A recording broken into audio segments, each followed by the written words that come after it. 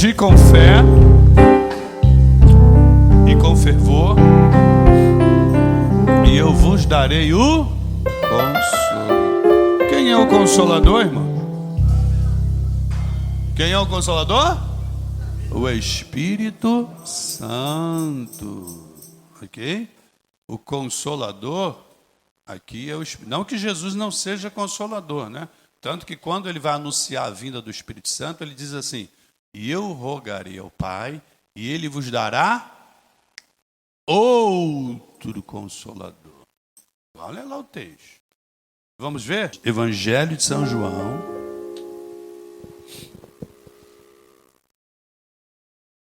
Isso? Verso 16. Olha aí. Para que sirva de testemunho que eu dei a Bíblia para vocês naquele grande dia. Se Jesus perguntar, teu pastor ensinou a minha palavra para vocês? Vocês vão dizer, sim. Vocês aprenderam? Aí Jesus é uma outra história. Aí a responsabilidade é de cada um, né? Vamos lá. Evangelho de São João, capítulo 14, versículo de número 16. Se a gente ler o 15, né? Porque também tem algo importante aí, como em toda a palavra de Deus, olha o que Jesus está dizendo. São João 14, versículo 15. Se me amais, fareis o quê? Guardareis os meus mandamentos. Então não basta dizer com a boca que ama Jesus. Tem que demonstrar na prática. Guardar. E a palavra guardar aqui não é guardar como quem guarda o dinheiro dentro do cofre, nem como quem guarda a roupa dentro do guarda-roupa. O guardar está no sentido de depositar a palavra no coração, mas também colocá-la em prática. Percebam que a prática da palavra está presente em todo momento. Porque se eu guardo a palavra, é como diz lá, escondi a tua palavra no meu coração para não pecar contra ti. Esse esconder ou este guardar aí, que é o mesmo significado, não significa apenas ter a Bíblia dentro de si e não colocá-la em prática, não. Porque senão eu estaria guardando a palavra como quem guarda a roupa limpa dentro da gaveta do guarda-roupa. E não é nesse sentido. É guardar no sentido de reter a palavra, de obedecer a palavra, de colocá-la em prática. Amém? Então olha o que ele está dizendo. Se me amais, percebam que o versículo de número 15, começa com uma condicional. Qual é essa condicional? Se. Se é uma condicional, irmão. E por que Jesus coloca essa condicional aqui? Porque ele sabia que nem todos aqueles que o ouviam pregar, de fato, estavam guardando ou praticando a sua palavra. Tanto é assim que em outros momentos ele vai dizer, esse povo me honra com os lábios, mas o coração está longe.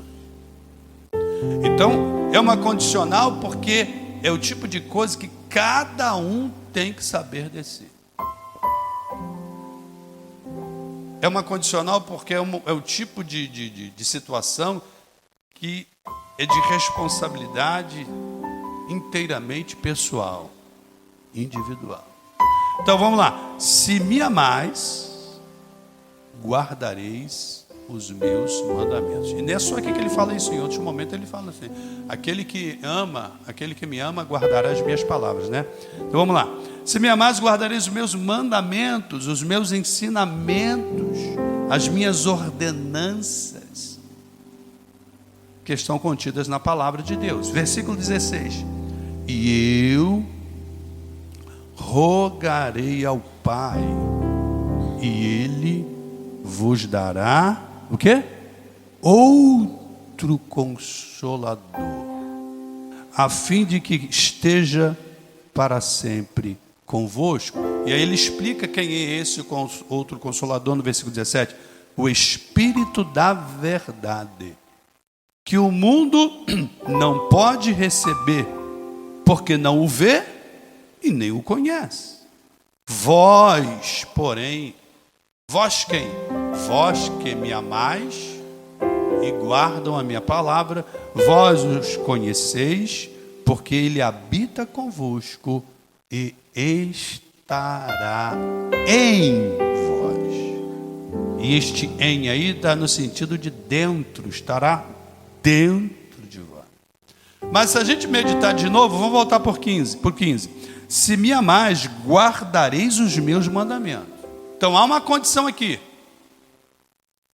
Aquele que ama Jesus de verdade, não é apenas aquele que diz que ama, mas aquele que ama de verdade é aquele que guarda, que obedece, que pratica, que coloca em prática os ensinamentos da sua palavra. Mandamentos são ensinamentos da palavra.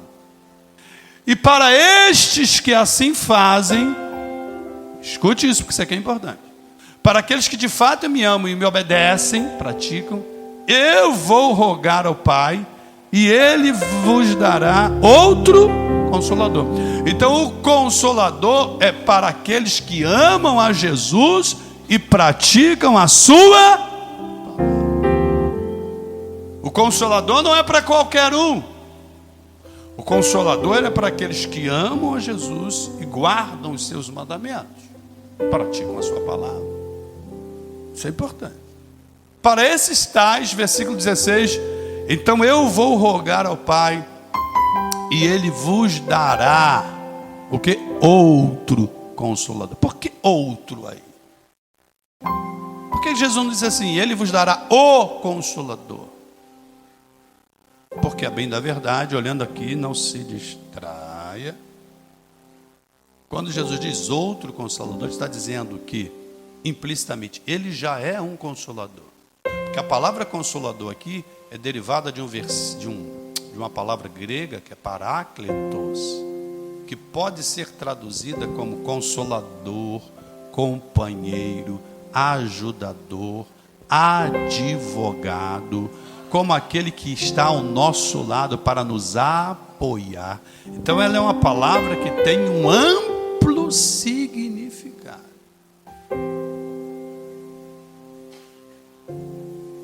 De modo que é uma palavra que é aplicada tanto à própria pessoa de Jesus como à pessoa do Espírito Santo. Por isso Jesus usa o termo aqui, outro Consolador. E o outro aqui no grego, a palavra no original é halos. E halos só é usada quando se faz uma comparação entre duas coisas idênticas, entre duas coisas iguais, entre duas coisas equivalentes. Então o que Jesus está dizendo, eu vou rogar ao Pai e Ele vai dar um outro Consolador para vocês igual a mim. Este outro Consolador é o Espírito Santo. Tudo que eu tenho, Ele tem. Tudo que eu sei, Ele sabe. Tudo que eu posso, Ele pode também, porque faz parte da unidade composta da Santíssima Trindade. Então este Consolador está à disposição de todo aquele que crê, que ama e que obedece. Porque veja que Jesus diz, eu rogarei ao Pai, e Ele vos dará outro Consolador. Com que propósito? A fim de que, com o propósito de que esteja convosco para sempre. O Espírito da verdade. Isso aqui é interessante, olha cá. O Espírito da verdade, que o mundo, que o cosmos não pode receber, porque não vê e nem o conhece. Vós, porém, vós quem? Vós que me amais e guardais os meus mandamentos, vós que me amais e praticais a minha palavra, vós o conheceis, porque Ele habita convosco, Ele mora convosco. E aí Jesus diz assim, e estará em vós. Perceba que o verbo aqui está no futuro, porque ao tempo em que Jesus falou isso, dobra aqui a sua atenção, o Espírito Santo ainda não tinha descido. Isso é um evento futuro que aconteceu em que dia? No Alô? Quando? No dia de Pentecoste, irmão. Viu como muita gente ainda rateia? Escola dominical. Diga para essa pessoa, escola dominical faz muito bem. Diga isso aí para essa pessoa. Não, fala. Escola dominical não faz mal para ninguém. Escola dominical faz muito bem. É preciso conhecer a Bíblia, irmão. Isso aí que a gente está falando aqui é o beabá do beabá. Ok? Inclusive, se não me engano, foi na aula passada, né? Que eu fiz a pergunta: quando foi que a igreja nasceu? E aí, deixa eu perguntar para aqueles que não estavam presentes: qual é o dia que marca o surgimento ou o nascimento da igreja de Jesus Cristo? No dia de Pentecostes. Para quem não sabe, a igreja não nasceu na cruz do Calvário. Ela nasceu no dia de Pentecostes. Viu, Amanda? Ela ganhou vida. Ela surgiu ou nasceu no nosso linguajar teológico no dia de Pentecostes. E por que isso? Por que não foi no Calvário, na cruz, e sim no dia de Pentecostes? Por quê? Ei, alô, estou perguntando para vocês. Por causa da descida do Espírito Santo. Então, é o Espírito Santo, que é o Espírito da vida, que ao descer sobre os crentes, fez nascer a igreja de Jesus Cristo. Então, quando Jesus diz aqui que o Espírito habita convosco, mas estará em vós, ele está apontando para um evento futuro em relação ao tempo em que ele está falando. Para nós é um evento passado, porque o Pentecostes já aconteceu, mas para Jesus aqui é algo que ainda iria acontecer. Ele está dizendo, o Espírito da verdade, não é Espírito da mentira. Diga para essa pessoa, Deus tem te dado o Espírito da verdade. Diga isso aí, por favor, para 2 ou 3, vai. E é inconcebível que aquele que se diz cristão viva na mentira. É inconcebível aquele que se diz crente em Jesus Cristo ainda vive e pratique a mentira, porque nós não recebemos o espírito da mentira, nós recebemos o espírito da verdade. Pega na mão dessa pessoa e diga para ele, Deus te chamou para viver em verdade. Aleluia! Diga aí, irmão, para mais 2 ou 3 pessoas, por favor, vai. Deus nos chamou para vivermos em verdade e na verdade. Alô, atenção, você que diz que é de Jesus, não pode viver em mentira, não pode viver na mentira, porque o Espírito que Ele tem te dado não é Espírito da mentira. Espírito da mentira procede do diabo. Irmão, não adianta. Alguém pode cantar muito bonito, pode orar lindo e maravilhoso, pode até se emocionar na hora do culto, e até pode sentir a presença de Deus, pode, por que não? Deus é misericordioso. Mas se alguém vive na mentira, está com o espírito do diabo.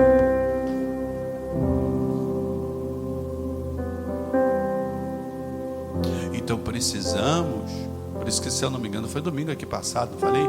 Quando eu falava quem é o cristão, eu num dos tópicos eu disse assim, quase no finalzinho da pregação, não sei se os irmãos lembram, precisamos rever os nossos conceitos. Precisamos de vez em quando fazer uma reciclagem espiritual. Então olha para cá, precisamos fazer uma reciclagem espiritual contínua, porque é muito fácil ou muito comum, se nós não estivermos atentos e vigilantes, por isso que a Bíblia nos convida a vigiar em todo o tempo, a nossa natureza humana carnal, a natureza herdada de Adão, a natureza adâmica, e aos pouquinhos dominando e fazendo com que a mente natural prevaleça sobre a mente espiritual, e aí sem perceber, daqui a pouco a gente está vivendo igual ao incrédulo. se não no todo, mas em algumas áreas da nossa vida. E acabamos nos tornando meros religiosos, frequentadores de templos, né? Que botamos a nossa fantasia de crente, pegamos a nossa Bíblia e vamos para os cultos aos domingos, damos uma meia dúzia de glória quando o pregador ou o dirigente pede para a gente dar glória, levantar a mão, e às vezes a gente até se emociona, mas ao sair dali, tudo volta ao mesmo lugar. Foi para isso que Deus nos chamou? Não. Deus nos chamou para vivermos em novidade de vida. Por isso que a Bíblia diz: deixando a mentira, falai a verdade uns para com os outros. Deixando a mentira, falai a verdade uns para com os outros. Por quê? Porque o Espírito que habita em nós não é o espírito da mentira, é o espírito da verdade.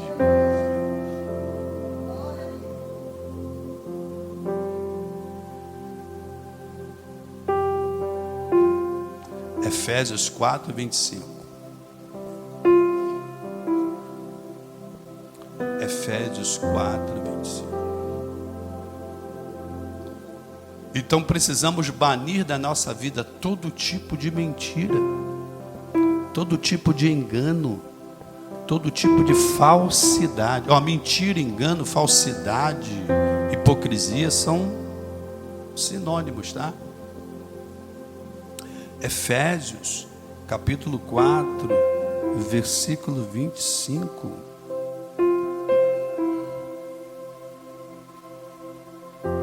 Aliás, esse é um texto que a gente tem lido aqui na escola dominical, que é o tema do nosso novo estudo, que estamos estudando o novo homem em Cristo, é Efésios 4, 24, né? Que a gente vai ler para pegar o contexto.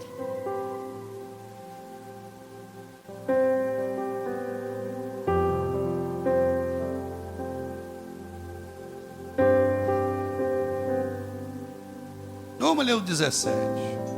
Se é para contextualizar, vamos contextualizar.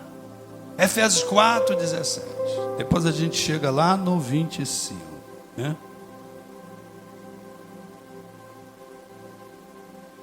E a gente vai até passar do 25. Vamos até o final do texto. Ler a Bíblia nunca é demais, né? Maravilha. Vamos lá. Todos acharam? Do 17, Efésios 4, 17. Olha só.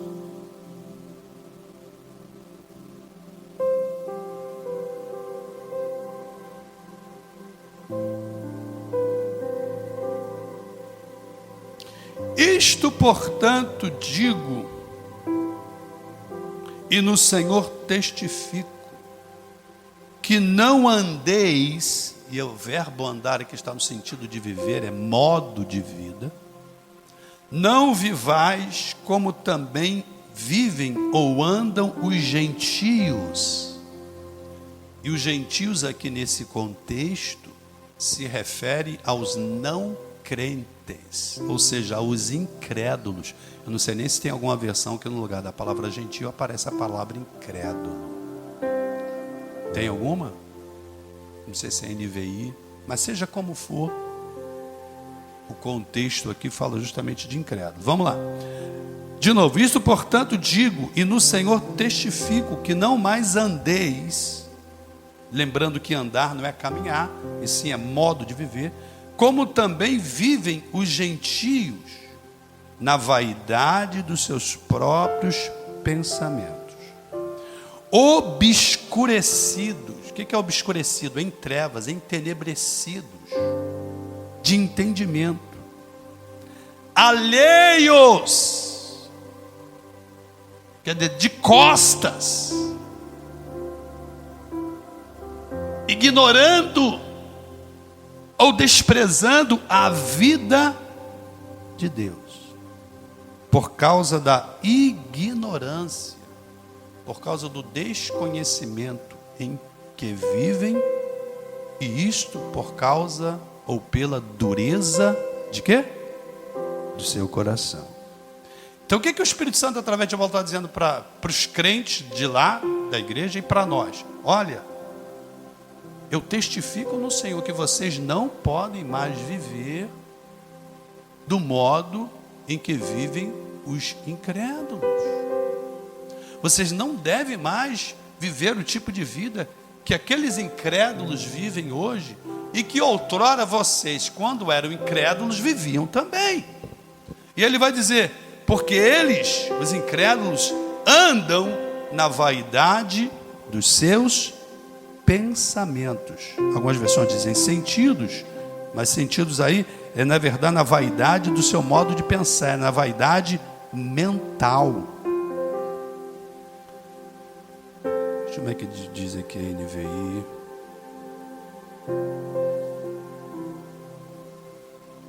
Vamos lá. Olha como é que diz a NVI. Assim eu digo a vocês, e no Senhor insisto, que não vivam mais como os gentios que vivem na inutilidade dos seus pensamentos.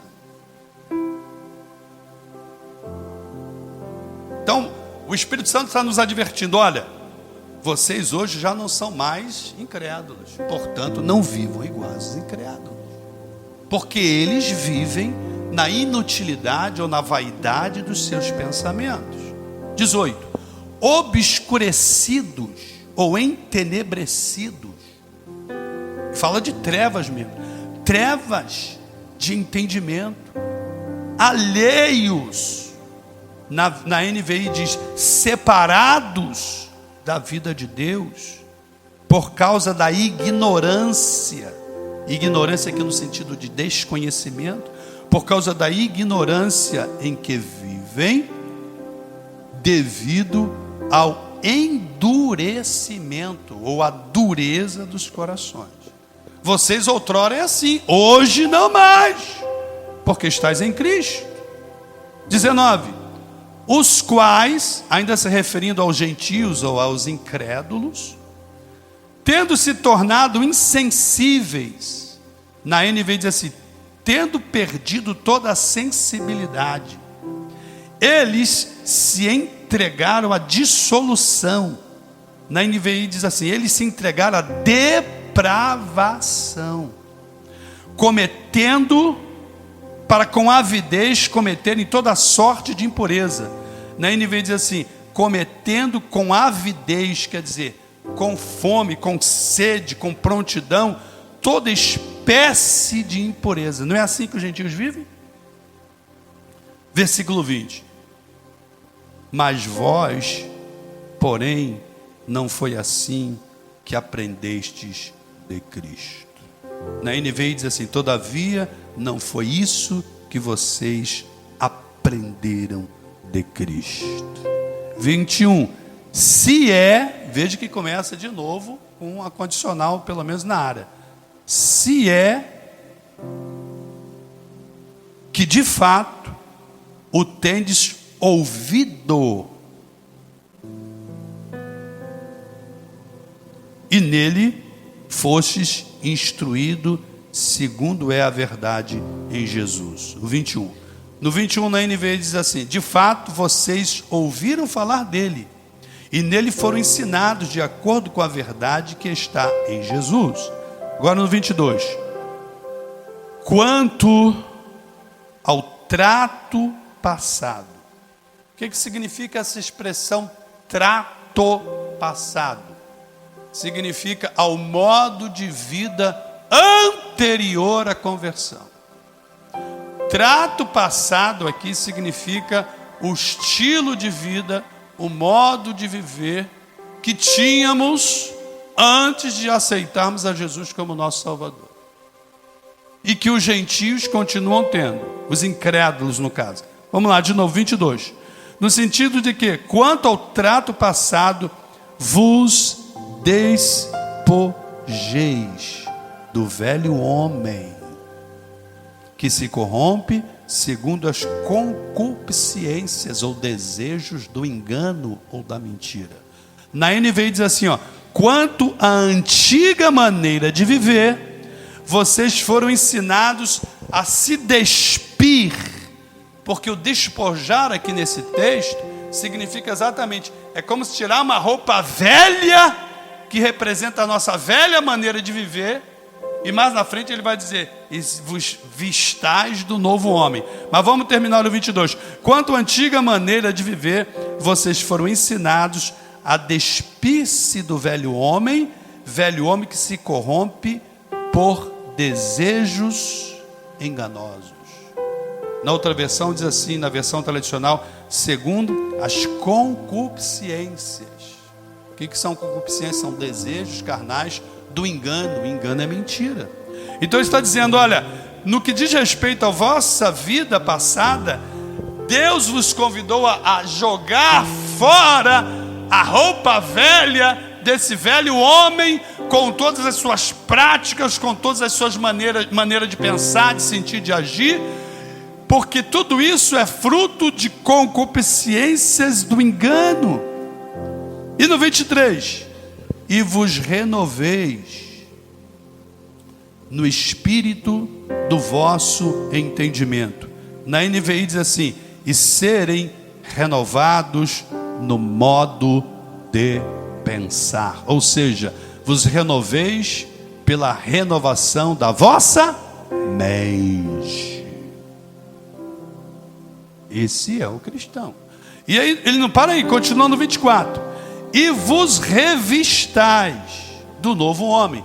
Veja que no 22 ele fala, se dispa, se despoje, jogue fora a roupa velha do velho homem, e agora vista a roupa nova. E a palavra, a expressão roupa nova aí está no sentido simbólico, tá? O que é a roupa nova do novo homem? É justamente a nova vida em Cristo Jesus, com todos os seus princípios, valores e paradigmas. Então vamos lá, versículo 24. E vos revistais, estou lendo na área, e vos revistais do novo homem, que foi criado segundo ou conforme Deus, em justiça e retidão, procedente da verdade. Na NVI diz assim, e revesti-vos do novo homem, criado para ser semelhante a Deus em justiça e em santidade, procedentes da verdade. Agora olha o 25. Deixando, portanto, toda a mentira.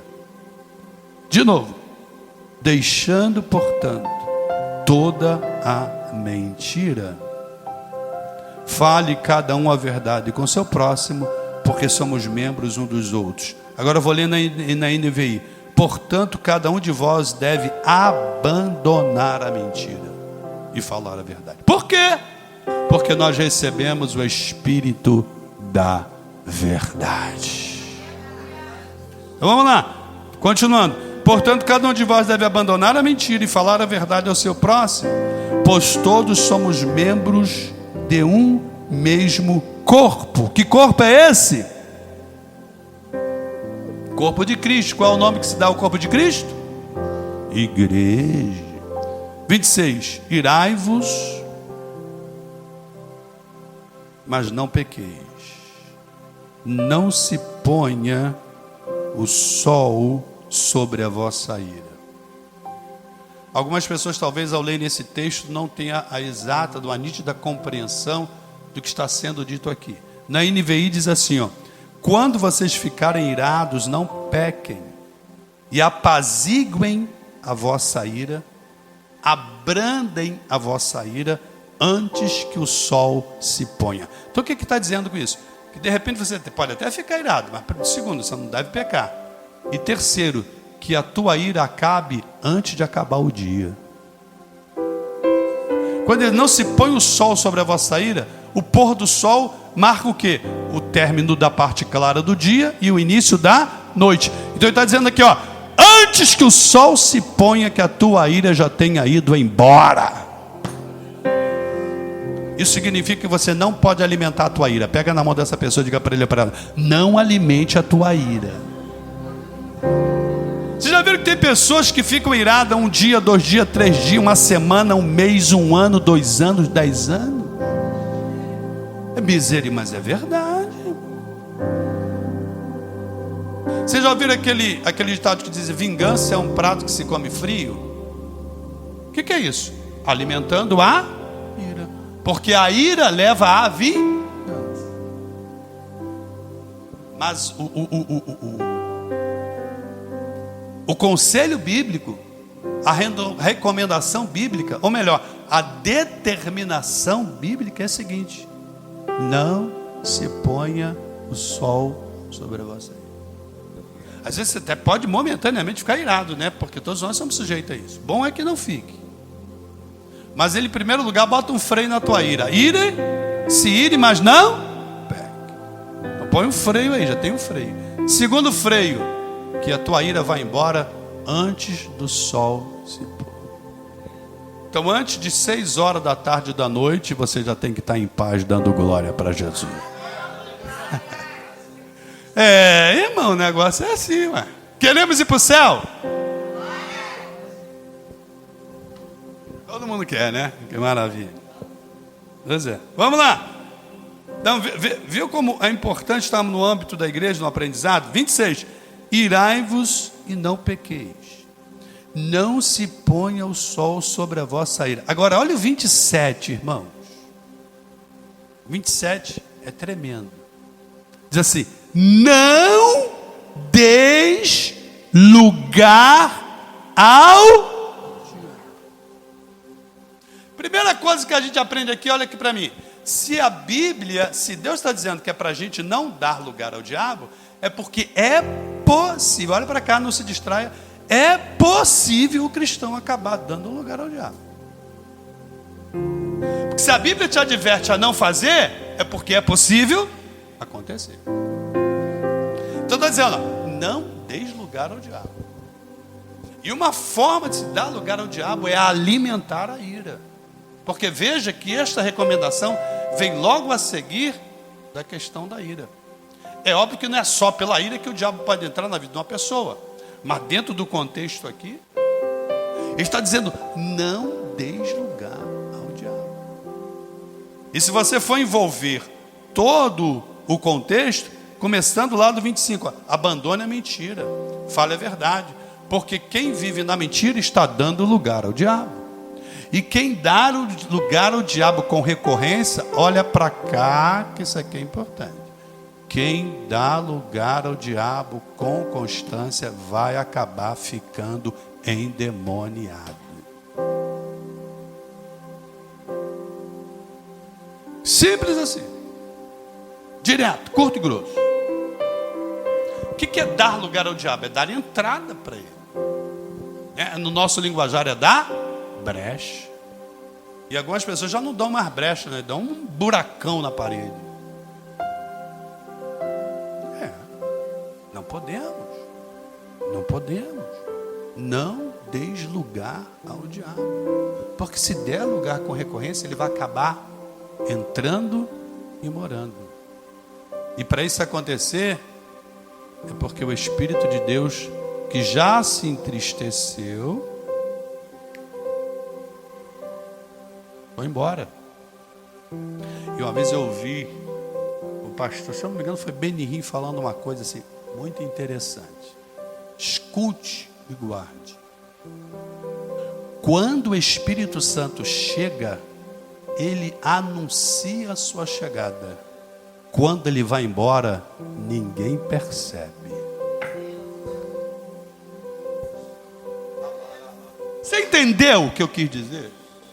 Quando o Espírito Santo chega na vida da pessoa, provoca mudança, provoca transformação. Você sente uma revolução, você sente algo.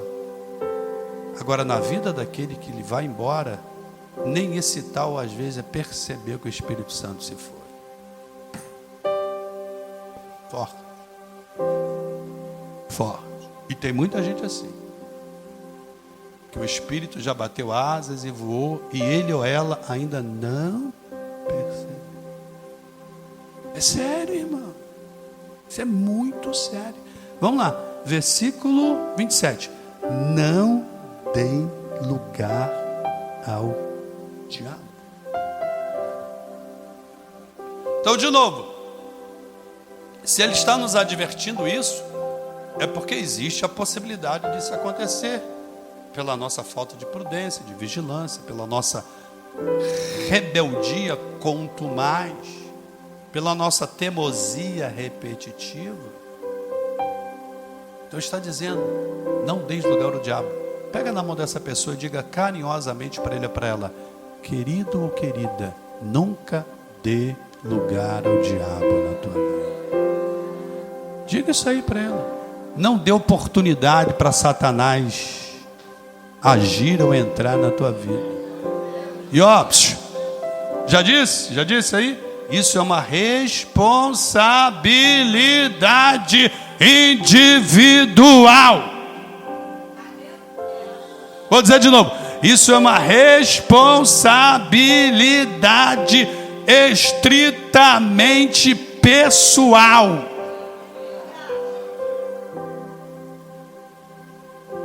O pastor não pode regular isso na tua vida ou para você. A dirigente não pode. Nem Deus pode. Olha para cá. Porque isso não é... Olha para cá, irmão. Isso não é função de Deus. Isso é tua função. Diga aí para o seu irmão. É tua responsabilidade. Olha aqui, ó. Não adianta você orar e dizer: Senhor, não deixe o diabo entrar na minha vida. Não deixe o diabo entrar na minha vida. Isso você dá lugar para ele. Isso é uma oração de tolo. Por quê? Porque a responsabilidade é sua. Ah, não, tem gente que está cochilando, dormindo. Então, pega na mão dele assim, dá uma sacudida dele para acordar e diga assim: a responsabilidade é tua. Não dê lugar ao diabo.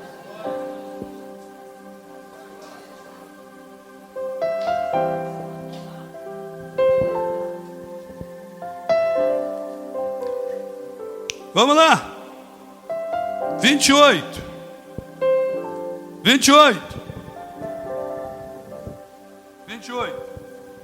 Aquele que furtava, não furte mais.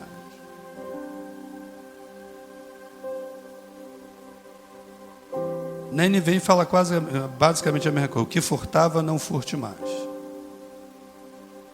Antes, trabalhe fazendo com as próprias mãos o que é bom, para que tenham com que acudir ao necessitado. Na NVI diz assim, ó: o que furtava não furte mais, antes trabalhe fazendo algo de útil com as mãos, para que tenham com que repartir com quem tiver em necessidade. Uma outra coisa, deixa eu te dizer: Deus quer que você seja próspero. Deus quer que você seja próspero.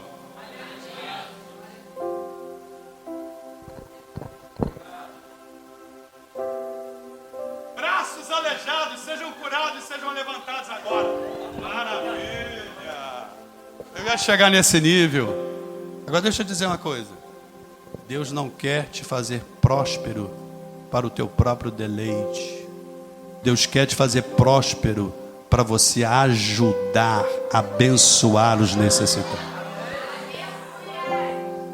Pega na mão dessa pessoa e diga para ele: Deus quer te fazer próspero, mas é para você compartilhar.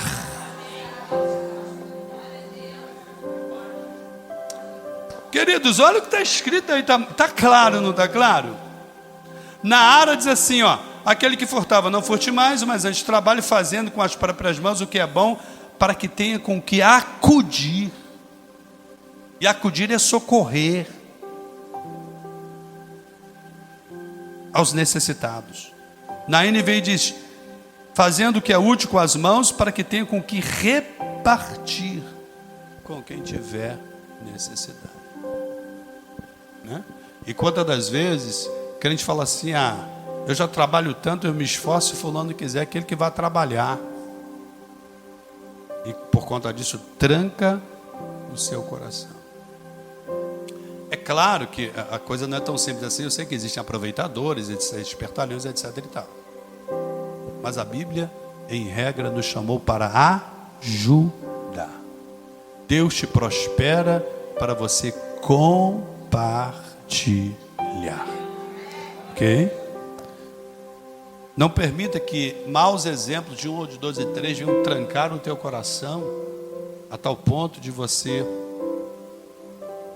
negar ajuda ou parar de ajudar aqueles que precisam. E dentro disso também está incluído o trabalho da assistência social, porque é com a sua ajuda que nós vamos continuar ajudando. Vale um glória para Jesus? Agora olha o 29. Não saia da vossa boca nenhuma palavra torpe. Tem alguma versão que usa uma palavra diferente de torpe? Quem falou suja? Na sua versão diz suja. O Mike falou que imprópria. Fazem mal aos outros. Então, palavra torpe não é só palavrão, é também palavrão, tá? Mas é qualquer palavra que não produza edificação. Olha o que diz o texto: não saia da vossa boca nenhuma palavra torpe. Isso significa que a tua boca, querido, é uma fonte de bênção e não fonte de maldição. Tua boca é um instrumento de milagre. É pela tua boca que, ao orar por alguém, esse alguém fica curado, esse alguém fica liberto, esse alguém é abençoado. Não permita que esta fonte de bênção seja contaminada por palavras que não procedem de Deus. E quantos crentes hoje em dia abrem a boca para falar os maiores absurdos? Na hora da ira, falam até uma palavra grande. Qual é o aumentativo de palavra grande, Miguel? Palavrão.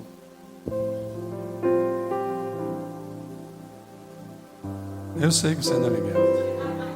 Você é a ajuda dos universitários.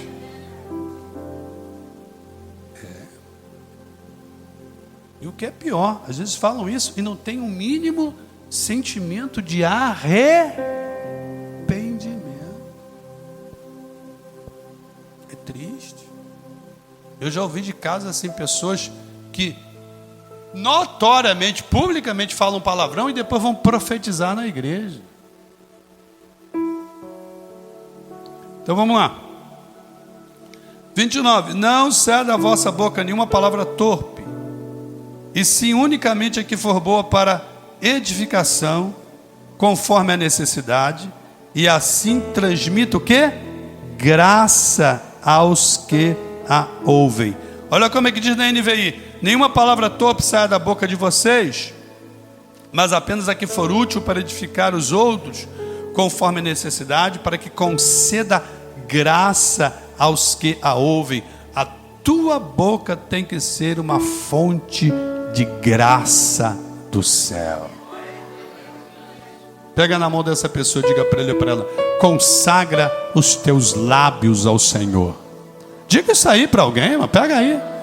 Diga assim: aproveita e consagra tudo, os olhos, ouvidos também, amém. Fala assim: aproveita o embalo e consagra tudo.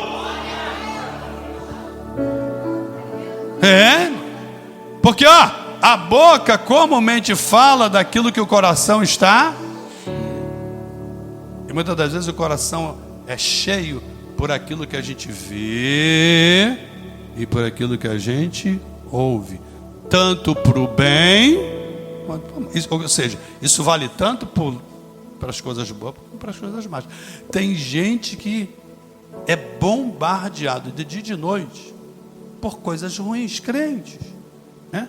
Principalmente em redes sociais, principalmente em mídia, né? Atenção, os nossos jovens, cuidado com aquilo que você vê, cuidado com aquilo que você ouve, cuidado com a conversa que você está tendo, porque isto de alguma forma vai entrar e contaminar o teu coração. Daqui a pouco você está falando aquilo, mesmo sem perceber.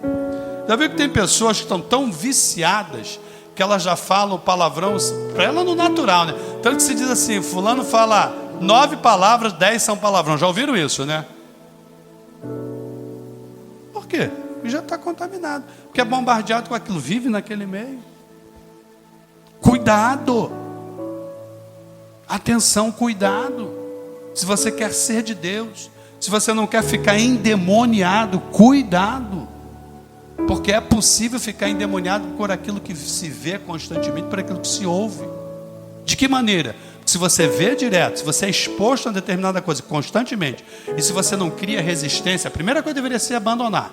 Mas se você se coloca diante daquilo, sem você perceber aquilo que eu disse sobre a palavra do Benihim, o Espírito Santo bate asas e vai embora, e a pessoa não percebe, e quando ele sai, o intruso, o invasor, entra. Irmãos, quantos e quantos crentes, vamos combinar, vou falar aqui baixinho, só para vocês ouvirem. Quantos e quantos crentes estão dentro dos templos endemoniados? E para outra coisa, e para estar endemoniado, não precisa necessariamente estar manifestando ou não, hein? Porque às vezes a pessoa pensa que só está endemoniado, ou a pessoa só está endemoniada quando ela manifesta. A Bíblia diz que o diabo entrou em Judas e nem por isso ele caiu endemoniado. E estava perto de Jesus, né? Estava ali perto de Jesus. Podia manifestar, não podia? Mas não manifestou. Então cuidado. Por isso, voltando àquilo que começamos a falar no início, precisamos reciclar a nossa vida espiritual constantemente. Mas vamos continuar aqui. Fizemos a leitura do 29, né? Não saia da vossa boca nenhuma palavra torpe, e se unicamente a que for boa para edificação, conforme a necessidade, e assim transmita a graça aos que ouvem. Aí deixa eu abrir um parênteses aqui ainda dentro disso. Porque quando a Bíblia diz para não dar lugar ao diabo, é óbvio, tem toda essa questão de não permitir que em algum momento ele acabe entrando e possuindo a nossa vida. Mas isso não acontece assim, de uma hora para outra, nem de imediato. Porque ao dar lugar ao diabo, o crente vai permitindo que coisas de Satanás vão entrando nele. Então, sentimentos estranhos, sentimentos que não são de Deus, pensamentos que não são de Deus, dores, doenças que são colocadas diretas por Satanás. E tem pessoas que são assim, né? Tem certos sintomas que se prolongam e que, se você for fazer um histórico, como os médicos dizem, uma anamnese, vai ver que em algum momento uma porta foi aberta para Satanás. Não deis lugar ao diabo. Avançando, 30, depois dele ter dito tudo isso, ou melhor, depois do Espírito de Deus ter dito tudo isso, olha que o Espírito de Deus, através de Paulo, fala assim: e não entristeçais o Espírito Santo de Deus. E não entristeçais o Espírito de Deus. E aí de novo, se ele está dizendo isso, é porque existe a possibilidade disso acontecer. Não entristeçais o Espírito de Deus. E quantos estão entristecendo o Espírito Santo com tudo isso que foi dito anteriormente. E com outras coisas que não estão aí no texto, mas que estão contidas no seu significado. Não podemos entristecer. Por quê? Deixa eu dizer uma coisa para vocês, olha para cá. Espera a irmã sentar, porque a atenção agora é redobrada.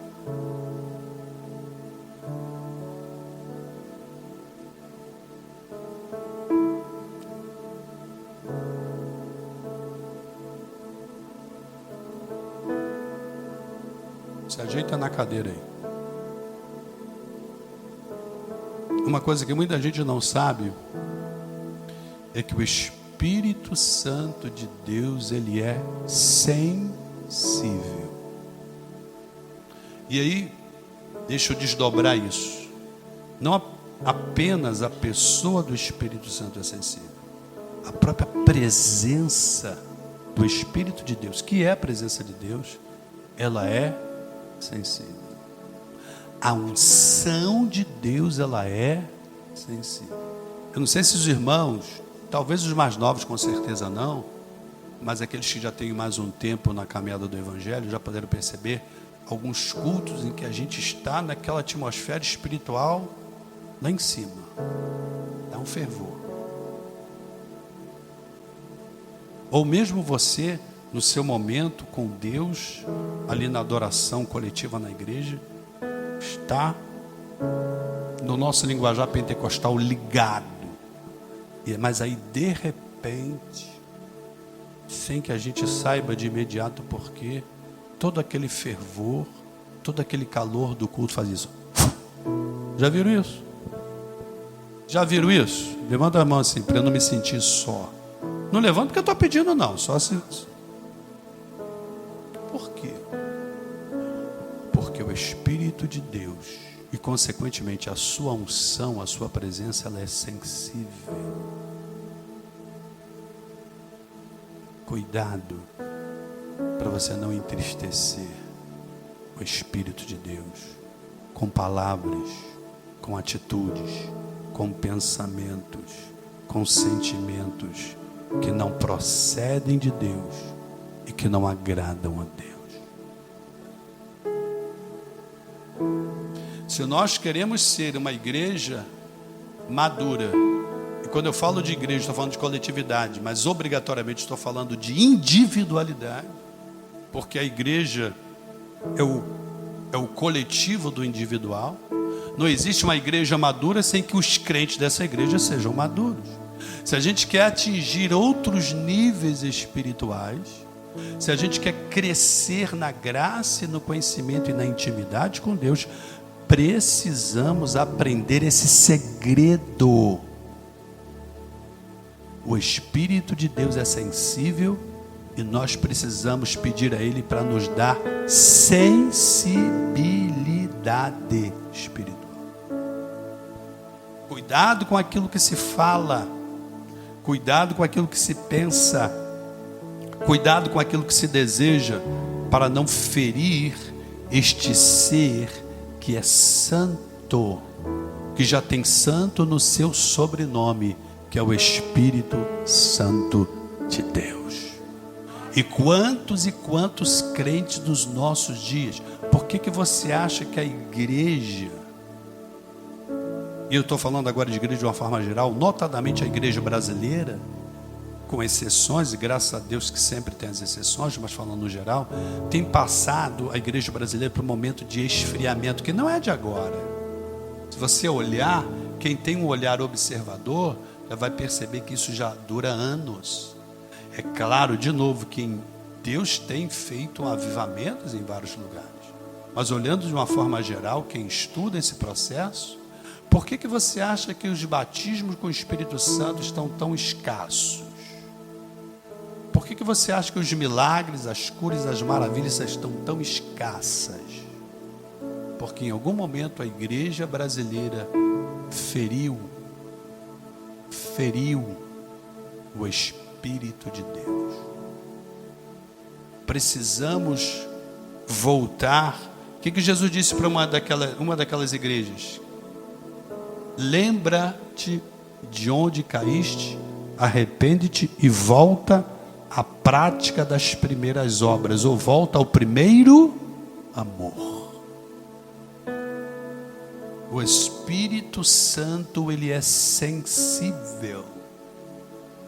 O Espírito Santo, ele é o fino, é o ouro refinado de Deus que está à nossa disposição.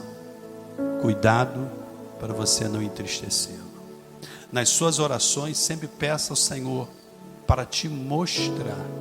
E olha, o que é ouvir? É ouvir com atenção e com interesse de aprender. Lembra que eu falei? O ouvir da Bíblia é ouvir com atenção e com interesse de aprender. Então ouça com atenção e com interesse de aprender.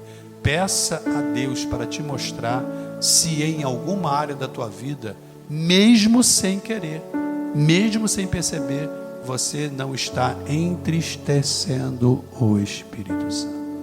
O Espírito Santo é o nosso companheiro de todas as horas.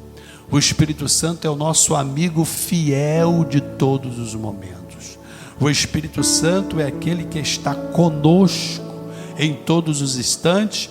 E como eu disse, a palavra consolador, ou melhor, a palavra original que dá no português como uma das traduções possíveis, consolador, ela traz a ideia, o original paráclito, de alguém que está ao nosso lado, ombro a ombro, nos ajudando e nos fortalecendo ao longo da caminhada e também nos instruindo.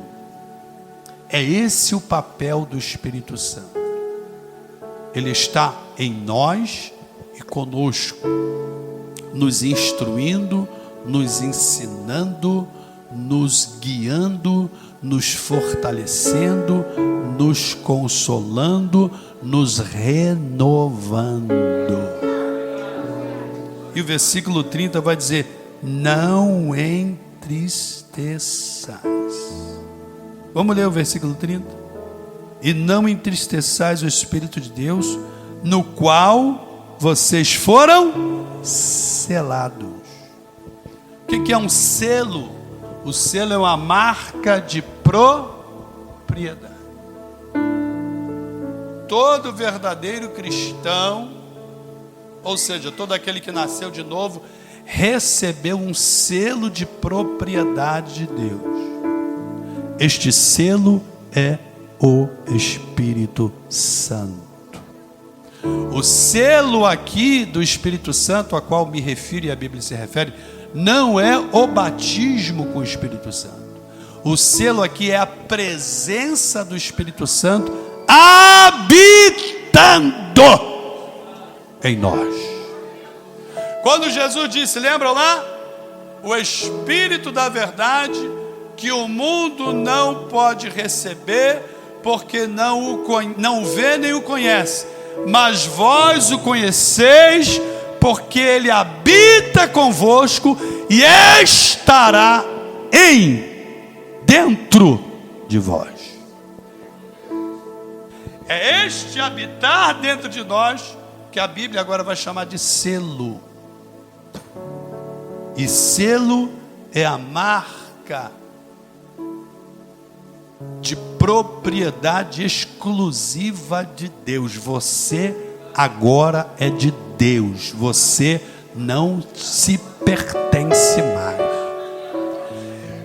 E só para corroborar essa ideia, marca aí com o dedo, com a língua, com a régua, com o que você quiser, para a gente concluir a leitura de Efésios. Mas vai lá para 1 Coríntios, capítulo de número 6. 1 Coríntios, capítulo de número 6.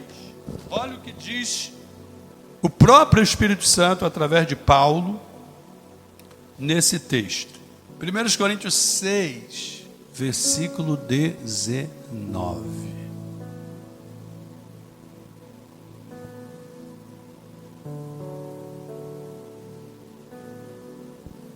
Todos lá? 1 Coríntios 6, versículo 19. Posso ler?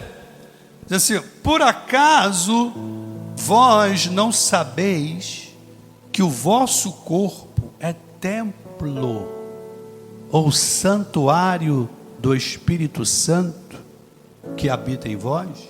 Vou ler de novo. Por acaso não sabeis que o vosso corpo, o teu corpo é templo do Espírito Santo. Cuida dele com muito zelo. Irmão. Não sou eu quem está dizendo, é a Bíblia. Quantos creem na Bíblia? Então, está dizendo, por acaso vocês ainda não sabem que o vosso corpo é santuário, é templo do Espírito Santo que está em vós e que habita em vós? Então você precisa cuidar do teu corpo. E o cuidar aqui fala da higiene pessoal, fala da saúde, mas fala de um cuidar também moral, de um cuidar ético. O teu corpo não foi feito para ficar sendo exibido para ninguém. Cuidado! Teu corpo é templo do Espírito Santo. Olha o que está escrito, ó. Por acaso não sabeis que o vosso corpo é santuário do Espírito Santo que está em vós, o qual tendes da parte de Deus? E olha como é que ele termina. E que não sois do quê? De vós mesmos. O que ele está dizendo aqui? O teu corpo é templo do Espírito Santo, porque esse Espírito Santo habita em ti. E esse Espírito Santo veio da parte de Deus. E por conta disso, a tua vida está selada como propriedade exclusiva de Deus. Logo, você não se pertence mais. Você não é mais dono de si. O teu dono chama-se Jesus de Nazaré. Vale um glória para ele? Olha o que diz o versículo 19. De novo, acompanhe. Está com a Bíblia aberta? Nem todos estão com a Bíblia aberta, né? Abre a Bíblia aí, garoto. Vamos lá. 1 Coríntios 6, 19. Por acaso não sabeis que o vosso corpo é templo ou santuário, conforme a sua versão, do Espírito Santo, que está em vós? Agora o Espírito Santo está em nós. Ao tempo de Paulo, o Espírito Santo já tinha vindo, ok?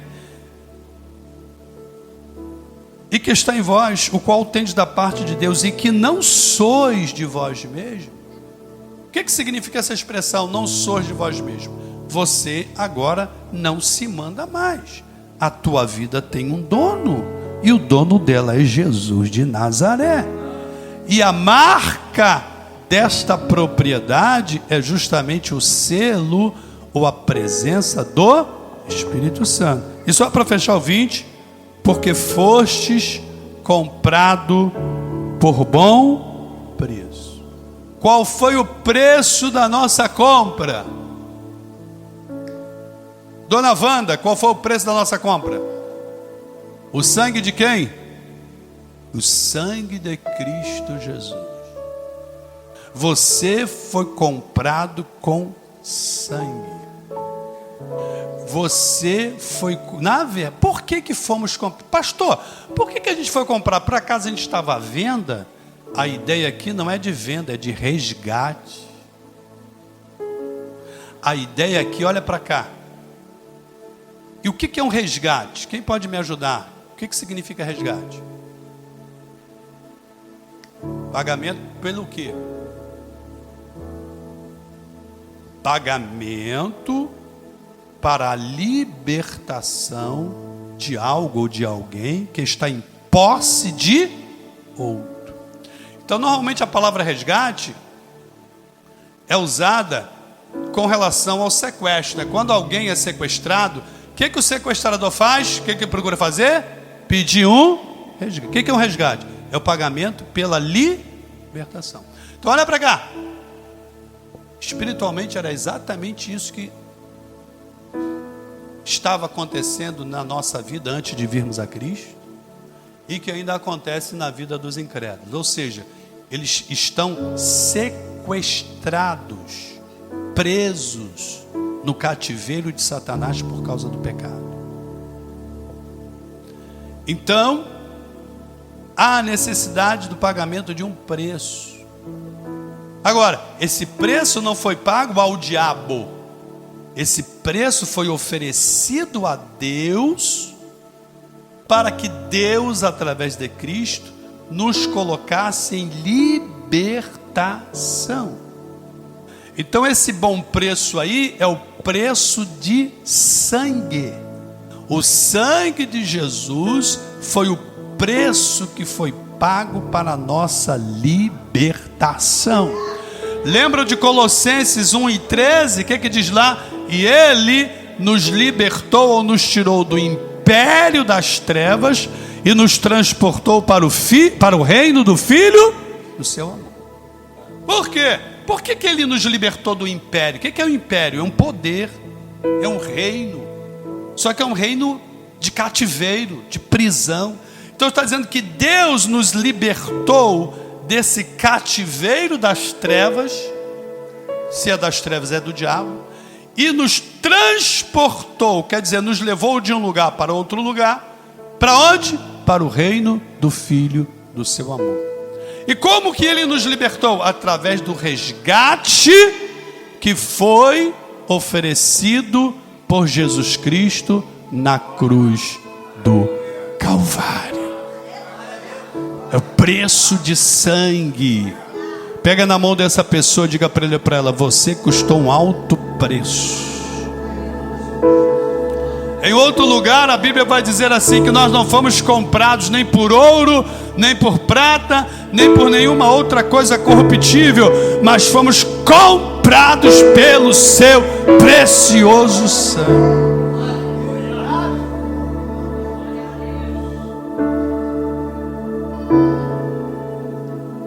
Então vai dizer aqui, versículo de número 20, porque foste, acompanhe comigo para a gente fechar essa leitura, porque foste comprados por bom preço. Aí ele termina dizendo assim: agora glorificai a Deus no vosso corpo e no vosso espírito, os quais pertencem a Deus. Glorificai a Deus no vosso... presta atenção, hein? Glorificai a Deus no vosso corpo e no vosso espírito, porque eles pertencem a Deus. Veja, o corpo e o espírito, ou seja, a tua vida, não mais te pertencem. O corpo, o espírito e toda a tua vida pertencem a Deus. Amém? Então, é por isso que nós fomos selados. O selo é um selo de propriedade exclusiva, e este selo é representativo da presença do Espírito Santo em nós. Voltando rapidamente lá para Efésios, capítulo de número 4. Efésios 4, para a gente terminar a leitura. Efésios 4. Onde é que nós estávamos? Versículo de número 30. E não entristeçais, todo mundo lá? E não entristeçais o Espírito de Deus, no qual foste selado. Para quando? Para o dia da redenção. O que é redenção? Redenção é libertação. Redenção é salvação. Qual é o dia da redenção a qual ele está referindo-se aqui? É isso aí, Milton, fala alto. É o dia do arrebatamento.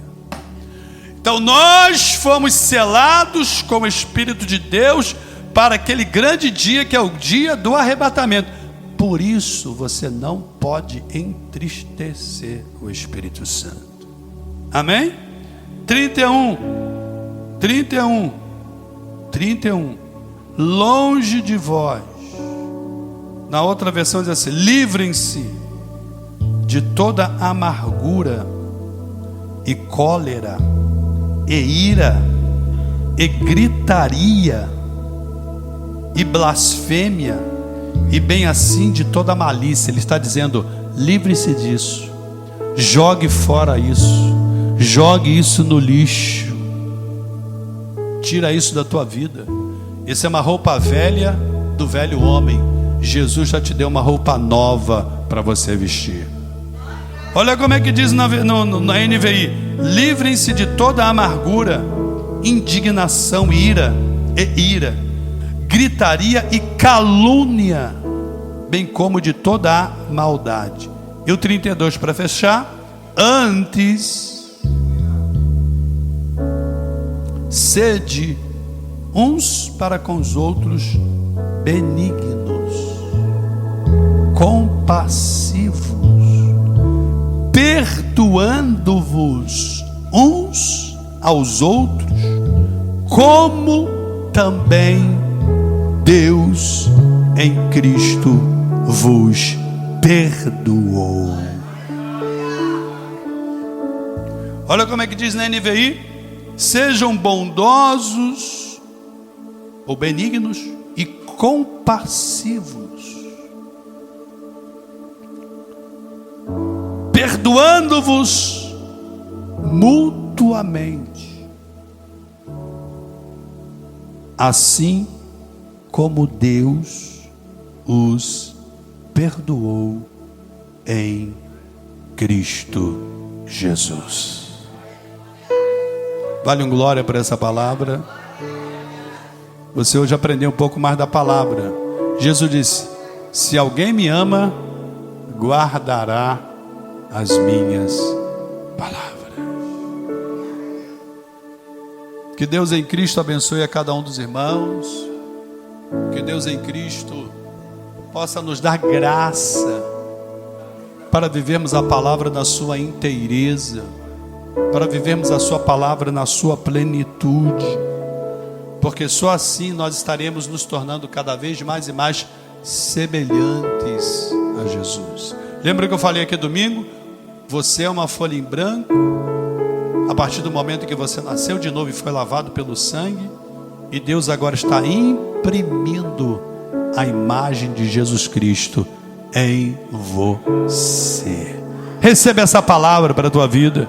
Guarde essa palavra no teu coração. Segure ela para você. Se agarre a esta palavra. Vamos ficar de pés.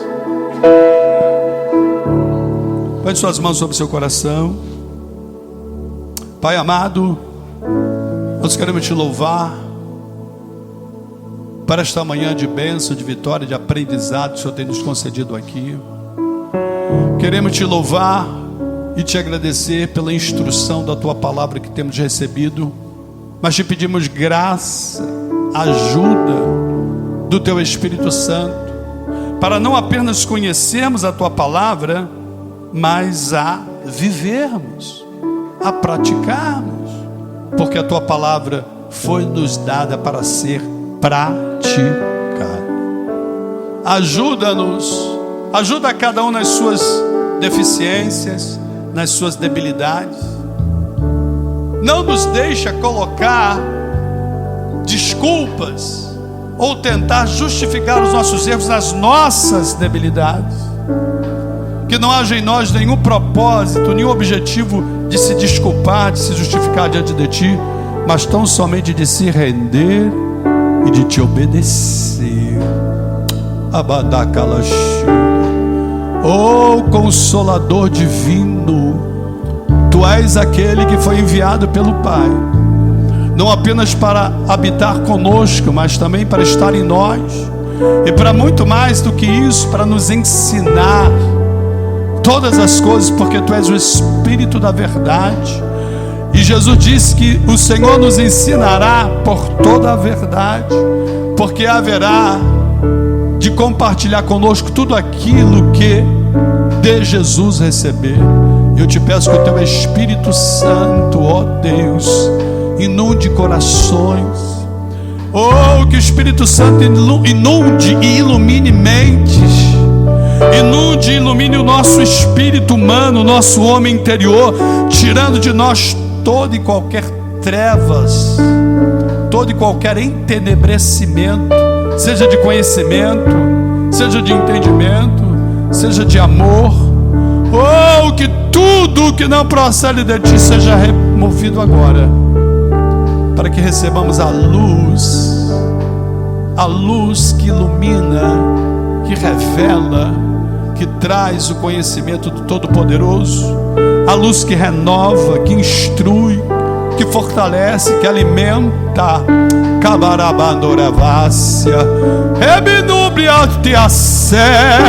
A luz que traz para nós força para resistir ao diabo, para resistir ao pecado, para resistir ao mundo, para resistir à carne e vencer todas as coisas, porque queremos a cada dia mais e mais sermos parecidos com Jesus.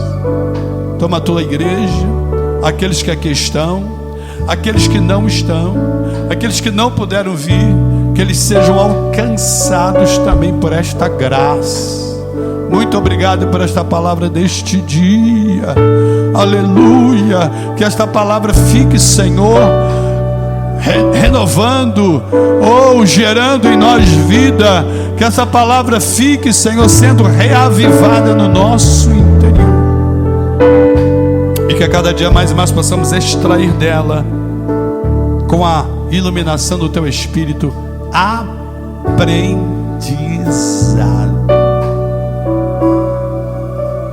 Aprendizado para a nossa vida.